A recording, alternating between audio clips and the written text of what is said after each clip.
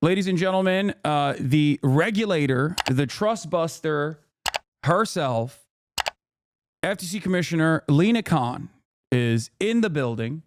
This is spectacular. Thank you so much for coming on. And it is a joy to have you here. It is actually a momentous time to have you here as well, as breaking news just came out approximately half an hour ago that a judge has blocked Kroger's $24.6 billion merger with Albertsons, where the judge sided with the FTC, finding that the deal would reduce competition for U.S. grocery shoppers. Not sure if you want to speak on that at all. I don't know. I mean, it is breaking, but thank you so much for coming on. Well, thank you so much for having me. It's so great to be here with you. And yeah, I was just literally before I jumped on this reading the opinion that we just got from this judge in Oregon. This was the largest proposed supermarket merger in U.S. history. It's still in litigation, so limited what I can say, but this is a big win for the FTC. Hell yeah!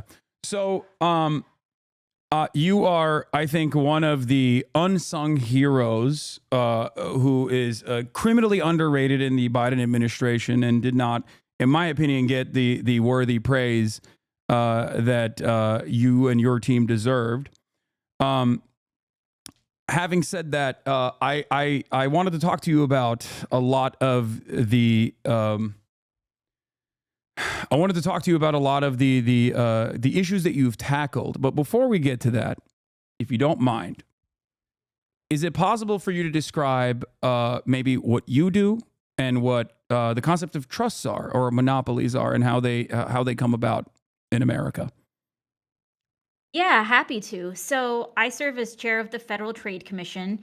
This is a federal agency that was created 110 years ago. We actually just celebrated our 110th birthday. And the agency was created basically against the backdrop of the robber barons, right? The industrial trusts. So think like the meat trust, the steel trust, the oil trust. And basically what had happened was we'd had the Industrial Revolution, all of these great technological advances, these new technologies, but simultaneously a lot of concentration of power in the hands of a relatively few number of individuals and firms. At that time, the way that these monopolies were organized as businesses were kind of trusts, hence antitrust, hence trust busting. But the basic idea was really one that goes back to all the way to the founding, which was if what we care about is Americans being free and having real liberty and not having to worry about the arbitrary exercise of power, you need to have safeguards against the state. And our Constitution does that in terms of checks and balances. But you also need to have safeguards against tyrants of trade, as they were called, as of private monopolies, because you need to safeguard against concentration of private power as well. Because, the way people experience freedom in their day-to-day lives is less through interacting on an ongoing daily basis with their government representative, but is through all of these commercial interactions and transactions and economic relationships. And so if you allow bullying and coercion to be okay in our economic realm, that's really going to undermine people's experience of freedom and liberty, right? And so the principles of antitrust and anti-monopoly are actually foundational to our country as a democracy. So that's kind of the original vision. Our agency is small. We're like 1,300 people, but we have oversight across the entire economy. We have a fantastic team. Under this administration, we've really been trying to reinvigorate how the agency enforces the law, uses its tools, and really turn the page on a approach since the Reagan years that had assumed that kind of big is always better and that somehow monopolies are going to deliver lower prices and be better for us. And I think we're just living with reams of reality that contradict that. And so we need to update how we enforce the law too. Can we talk about that a little bit? Because I feel like this is directly against the normal understanding of trust, both universally in other OECD nations, but also specifically in America, throughout American history. The notion that I think the American conceptualization of monopolies and whether they are worthy of scrutiny or whether they're worthy of being busted, right, is entirely dependent on the consumer impact, right? I feel like this is different than just fundamentally how monopolies or oligopolies occur. That as long as the prices are low, as long as the prices are kept low, or at least if they like consistently increase but only marginally year over year, that these monopolies should not be touched and are not worthy of any scrutiny whatsoever. Would you say that that is different than the attitude demonstrated by other countries? I mean, the United States is kind of a leader in antitrust and anti-monopoly, and a lot of other countries have kind of adopted their laws, in more recent decades. And the U.S. has actually had an important role in influencing how other countries have done things. And it was really interesting when I came into this role and started interacting more with international enforcers. They were kind of taken aback because for decades now, US enforcers had kind of been chiding other countries and saying, hey, you got to be nicer to your monopolies. And, under this administration, we were like, no, we're going to enforce the law. We need to, be really assertive. We need to protect the public from this type of law breaking. And you're right that there are different ways that monopolies can illegally abuse their power, right? They can hike prices, they can depress wages, they can squash out entrepreneurs and new businesses. And I think what's been really perverse is that even if you say, okay, what the philosophy of the last 40 years was we're only going to address law violations by monopolies that they're raising prices, is that we've actually seen higher prices in a whole set of areas. And so that approach on its own terms seems to have failed in ways that created kind of the opening to come in and say, hey, we're going to, take a fresh look and reinvigorate things. Yeah. Yeah, because the obvious elimination of competition is if you want to be the domineering force in a market, then inevitably when there's no more competition remaining, you get to set the prices, and you can slowly but surely, depending on how much you want to improve your profit margins, increase the prices, or at the very least, tackle certain other aspects of the productive forces, i.e., labor, and consistently make labor conditions worse and worse, or never really keep up with never increase wages in a meaningful way. And I think it harms both workers, but it also ultimately inevitably harms the consumers as well. So obviously, I am on a platform that's owned by Amazon, but I have to ask you, as someone who has been very critical of Jeff Bezos' practices and Amazon in general, so you wrote a formative work at, I believe, Yale Law School that specifically tackled Amazon as a monopoly, and I was wondering if you could talk a little bit about that and what what that journey was that got you to become the commissioner of the FTC at such a young age. Yeah, so I had a bit of a funny backdoor way into all of this work, which was I actually originally wanted to be a journalist and a reporter. I graduated during the financial crisis, where Terrible profession. jobs generally were hard. You're doing so much more important work, I think. But ended up kind of landing with a think tank that had a little bit more of a journalism bent to it. But my job was really to do research to understand had different industries and markets evolved over decades. And so my job was to document market structure, which can sound kind of technical. But basically, I was kind of doing deep dives into areas like agriculture, like book publishing, like airlines, like rental cars, like all sorts of commodity markets.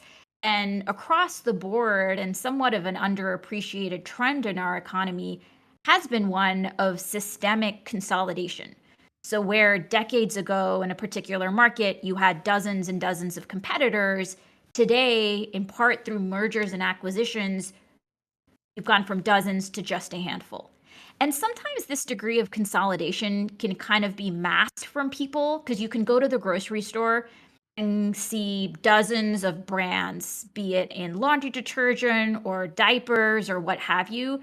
But actually, those dozens of brands are still only controlled by a handful of companies, right? Yeah. And so there can be this illusion of choice, and that consolidation and centralization of power was something that was really fascinating to me, especially since we had these laws on the books that were supposed to be anti-monopoly, but it seemed that some of these laws were instead now facilitating that very consolidation, monopolization. So I just became really fascinated in like, how did this happen? A lot of my job at that point also had involved just talking to regular people. So I spent a lot of time understanding how the chicken farming industry worked, where you basically have, millions of consumers on one side, thousands of farmers on the other, and they're actually just connected by a handful of these giant chicken processors. And so what that means practically is that if you're a chicken farmer in America, your entire livelihood can be dependent on the whims of a single company. And talking to these chicken farmers, you sensed a real sense of fear, honestly, about not wanting to get on the wrong side of this firm, about waking up one day and getting handed the sickly chicks instead of the healthy ones. And it was just an exercise of arbitrary power that our nation and our values are supposed to be against. And so fast forward, I decided to go to law school, ended up writing this paper that was in part informed by the conversations I had with investors and the small businesses that were selling on Amazon. And ended up writing a piece around how the governing framework of antitrust, I thought at that time, was not adequate for capturing the reality of how digital platforms in particular could amass and exercise monopoly power. Yeah. One of the predatory practices of Amazon that's like pretty obvious for people is routinely trying to purchase using the algorithm that they have inside of their sales structure to figure out like what products are actually working really well, and then as far as I understand, either trying to buy out these companies in its entirety, or if they don't play ball, if they want to retain ownership over their product, like creating an alternative product, pushing the I believe it was a diaper, right? Like there's a diaper company, there's like a story around a diaper company that's like very famous, creating a Amazon basic version of that same product, pushing down within its own search function the competitive product, and also underpricing like the new competitive product that they've made in an effort to basically destroy this smaller producer, with the hopes of either down the line purchasing them for pennies on the dollar, or just completely crippling them and bankrupting them. This practice of undercutting, I think, is commonplace in virtually every aspect of American industry, from Walmart coming into underserved neighborhoods and closing up shops, the mom and pop shops in general, and then when there's no more profit to be to be squeezed out in these underserved neighborhoods, like just closing up shop and leaving entirely, leaving places like West Virginia, for example, without any sort of grocery chain that they can rely on. And it's a pretty damaging practice, but it's oftentimes sheltered. It's oftentimes not immediately addressed. And I guess I wanted to talk briefly about the communication strategies, because something that I've always been fascinated by is the invisible ways in which the government works, that we kind of take for granted, from the FDA, all the regulatory agencies like the FDA down to the FTC, SEC, and or even like the National Weather Service, for example. Like we don't really factor in the ways in which like our lives are made better and improved by people like yourself. So how do we address that? What are some of the biggest W's, for example, that you have had with the FTC under your reign, under the Lina Khan regime, that you don't think has gotten like proper consideration? Yeah, I mean, look, it's been a thrilling, 3.5 years, and I've been really fortunate to have a fantastic team at the agency. And honestly, we have delivered W after W for the American people. Yeah. We took on patenting abuse, where we found that inhalers have been around for decades, but Americans are still paying hundreds of dollars for them, and generics have not been able to come into the market as much. Our team took a close look and figured out that part of why that was is that some of these inhaler manufacturers are listing patents for things like the little piece of plastic on your inhaler. Yeah. And so we called that out. And then three of the four big inhaler manufacturers said they're going to drop how much Americans pay down from hundreds of dollars to just $35. We've taken on non-compete clauses. These are the contractual provisions in people's employment contracts that say even after you leave your current employer, you can't go work for certain competitors. You can't go start your own competing business. These non-competes started off in the boardroom, but they now, are in employment contracts for janitors, security guards, fast food workers, people making minimum wage, doctors across the country, healthcare professionals across the country. And so we've taken on these coercive contracts. We passed a rule that would eliminate them. We've taken law enforcement action, resulting in thousands of non-competes being dropped. We're also just taking on some of the daily indignities that people experience. It can feel like just being a consumer in America today just does involve all of these small obstacles and barriers that really grate on you. Just to give you a few examples, we finalized a rule that would require companies make it as easy to cancel a subscription as it is to sign up for one, because we've seen that as more and more companies are switching to service-based revenue and subscriptions, they have an incentive to make it super easy to sign up and then absurdly difficult to cancel. And we've brought lawsuits, including against Amazon, against Adobe, against a whole set of companies that deliberately thwarted people being able to cancel. And this means that these companies are taking tens, if not hundreds of dollars from people a month for subscriptions that they no longer want, right? And nobody should be stuck paying for a service that they want to exit. We've also been putting money back in people's pockets. Actually, just yesterday, we announced that we're starting to send back checks to people that were tricked by Epic Games. We brought a lawsuit against Yes. Epic, finding that they had basically, led people to make purchases they didn't intend. Kids were racking up, hundreds of thousands of dollars in charges. So we brought a lawsuit there. We're sending back, we just sent back $72 million is the first tranche of money back. We've been going after data brokers, which surveil Americans and collect all sorts of sensitive data, like your medical history, your precise geolocation, your browsing history, making sure that there are some kind of rules of the road there and how this sensitive data gets used, and making sure it's not exploited. So, we've done that. We've taken action across healthcare markets, across grocery markets, wanting to make sure that our markets are fair and open and competitive. I mean, yeah, that's that's a W after W. Um, so do you feel like there is a way to properly communicate these things to the broader public? Like, if we're going to be super serious, I know you're a government official, so I don't know, how much, like, what you can say in an official position, in an official capacity, but like, do you feel like the coverage on this has been sufficient? Because I was rather shocked to see you on 60 Minutes, if I'm being honest. Like, you rarely ever see invisible government employees be prominently displayed like this. But do you feel like this is a good thing? Do you feel like it was enough? Should there be more of it? These are the questions I have for you. Yeah, look, I made it a priority to really engage broadly with kind of media across the entire landscape.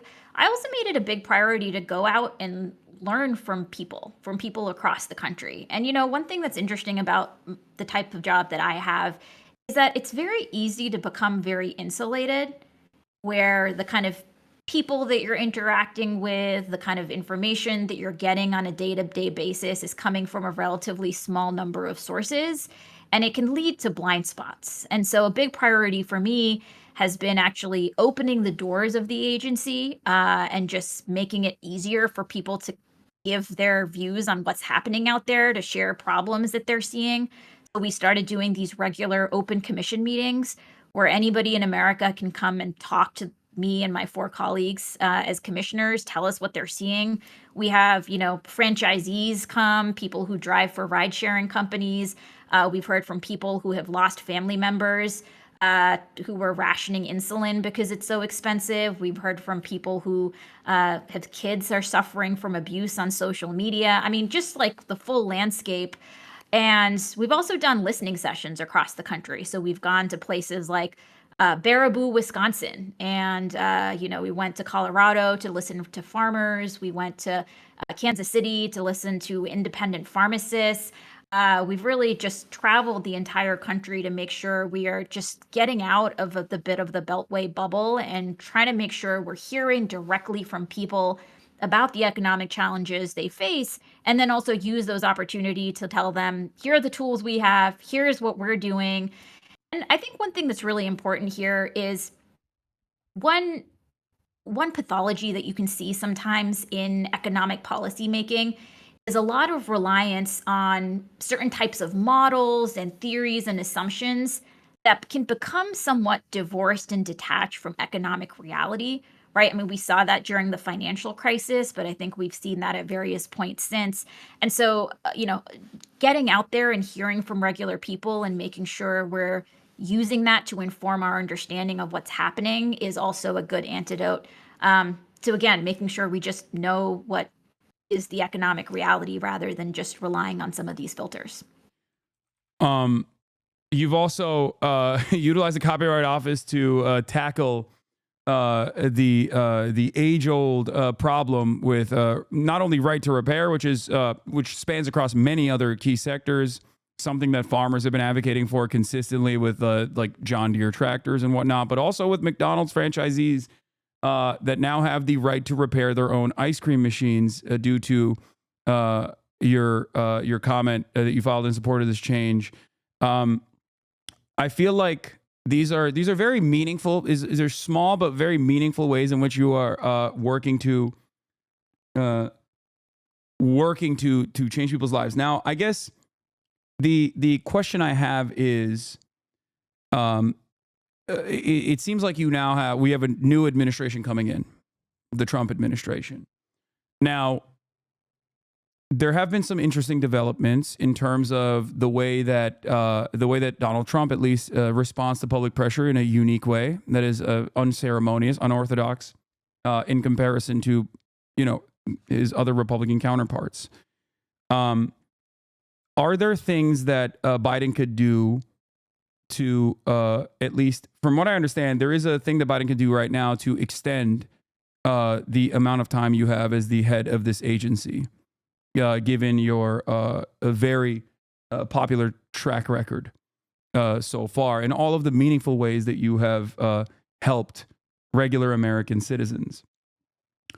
Do you feel like there is an extension process that could possibly happen? I know this is a little bit of a difficult question to answer, but are you at liberty to discuss certain things or at least like speculate on it?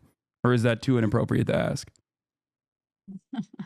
Look, I mean, the president always has the chance to nominate whoever they want, and if the Senate wants to take that up, they can do that. Time is short, and they're kind of focused on getting through set of people who've already been nominated. But I defer to the president and the Senate on what they choose to do there.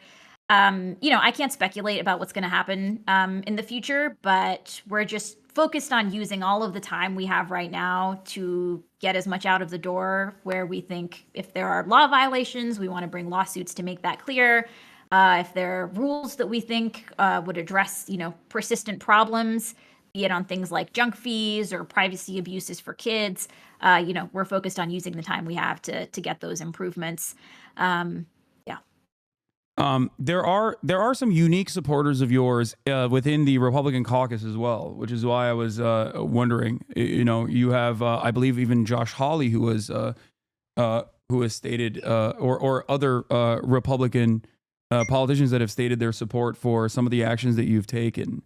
And I was wondering if there's any veracity to that. If there's any, I mean, you are popular in a bipartisan manner, it seems, even though there are certainly there were certainly some fissures, even with the way that I guess the Harris campaign was communicating, given some of their corporate benefactors. This is not what you're saying. This is what I'm saying. This is my assessment of the situation.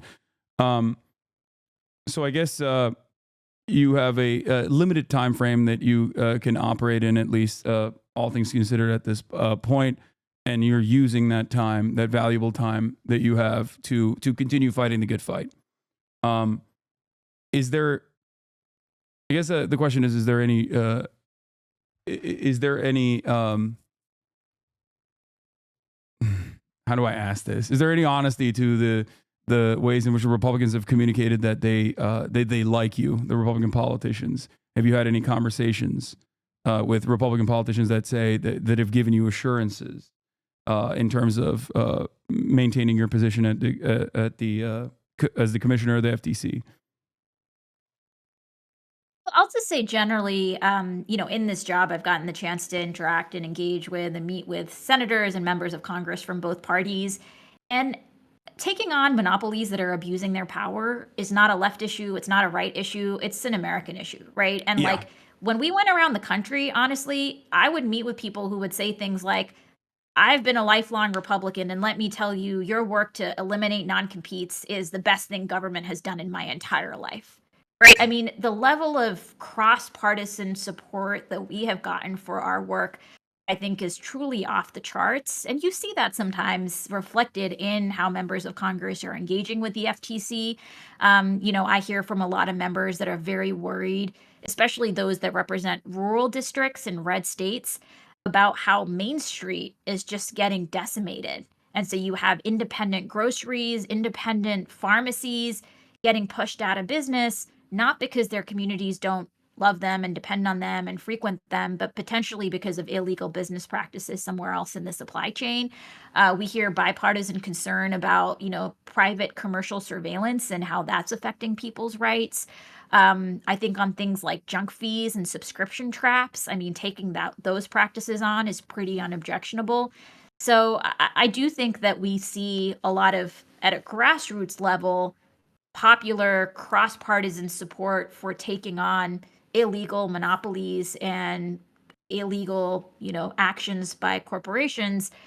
I think what you see going forward, we're just going to have to wait and see in terms of, what a future administration decides to do in terms of continuing some of this work or trying to reverse it. Yeah, I mean that's amazing. So one of the areas of interest for you has also been healthcare, and I was wondering if you have any initiatives lined up for that as well. If you want to speak on that, seemingly this is a point of concern for a lot of Americans that are, I guess, experiencing the many different awful aspects of for-profit healthcare in general, and the ways in which a lot of these healthcare providers have utilized the exact same vertical and horizontal integration to drive up costs and to offer inadequate care and engage in some of these other illegal business practices. Yeah, healthcare has been one of the top priorities during my time at the commission, just because, this is not discretionary purchase for people. Like, this is oftentimes life or death in some of people's scariest moments. So there are a few aspects of our work here. One is we've been taking on hospital mergers. There have been just decades of mergers between hospitals, and there's a lot of research showing that after hospitals merge, prices go up and quality of service goes down.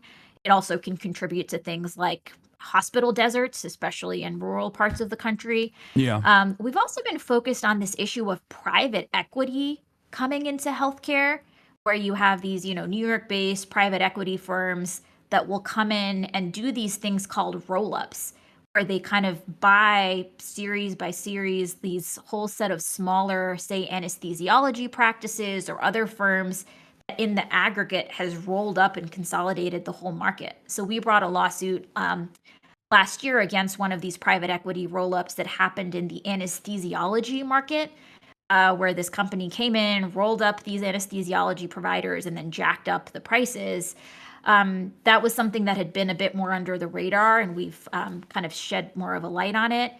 We're also looking just more generally at what are the drivers of higher drug prices for people, right? I mean, we know as a country, we spend more on healthcare and get worse outcomes, and people are paying more, especially for drugs that cost a fraction somewhere else. So I mentioned what we're doing in terms of scouring for patent abuse. And so what we did for inhalers, we've also now trying to do for EpiPens and things like Ozempic. We also have a lawsuit right now that's alleging that there were illegal business practices that led to inflated prices for insulin. So that's a litigation that's ongoing. But I think absolutely, I mean, interrogating whether corporate law breaking is driving up healthcare costs for Americans is absolutely something that needs to still be a priority for government. It seems that in 1995 there were 60 leading pharmaceutical companies, but mergers since then have reduced that number to just 10, and it seems that mergers are continuing. Um, this is there a way that is there a way to directly communicate to the people that are listening, like how that ends up driving up costs, like to talk about it at the individual level? Because in the same way that you mentioned, in the same exact way that you mentioned how pharmaceutical corporations oftentimes engage in like patent cycling, which is very common. It's super common practice in general to disrupt the or to engage in like a patent ownership over an extended period of time. Is there some way to talk about that specifically with pharmaceutical mergers? Yeah, happy to. And I'll give you a specific example in terms of a case we brought. So we brought a case last year looking to block the merger of these two companies called Sanofi and Maze. And Sanofi at that time had a monopoly on the drug for something called Pompe disease, which is this really awful kind of muscle degeneration disease where people need medicines, and those medicines can be very expensive. And so Sanofi had a monopoly on that. Maze was this newer company that was in the process of developing a different treatment for Pompe disease. And this other treatment could, if it got to market, be a game changer because Sanofi's drug, you basically have to go get an IV biweekly. And Maze's drug, people could have just taken orally as a medicine, right? And so if you're somebody that has this disease, this new medicine could really improve your life dramatically. Sanofi was trying to buy up Maze. And we worried that because Sanofi is already making a lot of money through its existing drug, if they were allowed to go out and buy this upstart, they would not necessarily have the incentive to make sure that that new drug makes it onto market, because if it did, it would start cannibalizing sales from their existing blockbuster monopoly drug. We brought a lawsuit that says Sanofi, you're buying Maze would violate the antitrust laws. They ended up walking away and Maze ended up partnering with some other company. But that's just a specific example of how, the basic philosophy underlying antitrust laws is that competition between businesses, it's what can contribute to the best outcome, right? Because if you have the monopoly company still having to look over its shoulder and say, hey, am I about to get lapped by this other guy? It's going to make them go faster, right? It's going to make them try to compete for people's businesses rather than just be confident that they've locked up the market and then they can become too big to care. They don't have to worry about, competing on price. They don't have to worry about innovating. And so that's just one example of how robust merger enforcement can make sure that Americans benefit from healthy competition on price, on innovation. That's on the consumer side, like that's a consumer protective action. But I think it's also important to recognize the labor side of this equation as well. And I was wondering if you could at least speak a little bit. I know the decision just came down on the Kroger. Sorry, I always call it Kroger. $24.6 billion merger with Albertsons, because when this conversation was taking place in a lot of mainstream media, the arguments that were presented was that these guys have labor unions. Some of them are actually like corporate unions in general, but regardless, they have like some semblance of labor unions, and that this was actually this merger was necessary because it was life saving. It was going to save this business at a time when they are having a difficult time competing with massive online retail stores such as Walmart and Amazon that are completely dominating the field. What this decision being blocked, what kind of labor protections does that offer to people that are working at these corporations? So, one thing that our lawsuit alleged was that if this merger goes through, it's going to mean higher grocery prices for shoppers, but it's also going to be worse for the workers. And this is the first time that the FTC has ever sought to block a merger, not just because it's going to be bad for consumers, but also because it's going to be bad for workers. And, especially in recent decades, antitrust enforcers had not really been focused on the worker harms as much. And that's something we've really looked to change. So the complaint lays out how previously, when there has been competition between Kroger and Albertsons, that the workers at each store were able to use that competition as leverage when they were trying to bargain. And that if you allow these two companies to merge, that leverage that comes from having a potential alternative employer or an alternative store where customers can go if there's a strike, but eliminating that leverage point and bargaining leverage would ultimately be bad for workers. So again, this is still being litigated, but that was in the complaint as an explanation for why this merger would be bad for workers. When the FTC team put on the trial, they actually had on the stand some of the workers that are currently employed by these stores so that they could also share their experience. And just generally, I mean, there's a lot of empirical evidence that now shows that after mergers, workers have seen, pay cuts or a limit in any pay rises. You often see layoffs. You can see workers have less negotiation power to figure out, will I even have a stable, predictable schedule? And so, these are all dimensions of competition on the labor front that are important to protect for people. Lina Khan, thank you so much for coming on. I know you had limited time here. You're obviously very busy doing incredibly important work, both advocating for American workers and also advocating for American consumers. I hope to have you again on the broadcast soon. I know you have a busy day. Thank you so much for taking some time out to talk to us. It was wonderful to have you. Is there any last note that you want to end this conversation on? No, just want to say thank you for having me on. And yeah, we'll look forward to continuing the conversation. All right. Have a good one. Bye. You too. Take care. Bye bye. That was Lina Khan, the trust buster, the queen herself.